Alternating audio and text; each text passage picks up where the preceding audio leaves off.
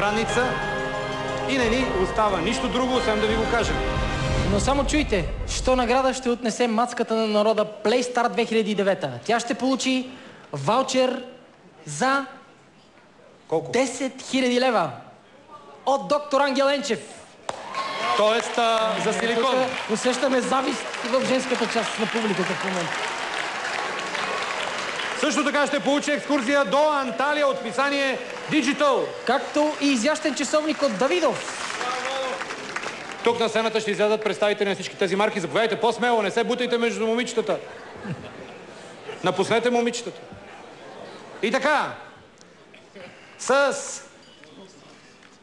30,55% от гласовете на зрителите, Нова телевизия тази вечер, всички, които ни гледат, определиха за PlayStar 2009 мацката на народа.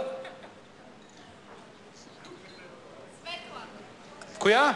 Коя? Златка Димитрова от Бургас. Честито!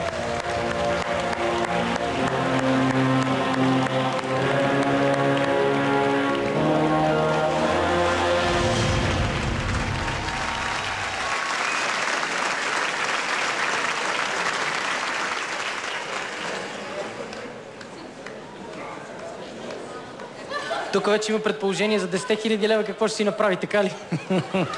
Има си всичко, бе. Аплодисменти за Златка. Доктор Енчев, къде ще подобрявате? Има ли нужда от някъде да бъде подобрена? Може да микрофона да кажете или... Не, нищо. Нищо не намира. Добре. Добре. Значи може да й дадете парите кеш тогава. Добре, както да е. И да, тя вече си има. Следващата награда.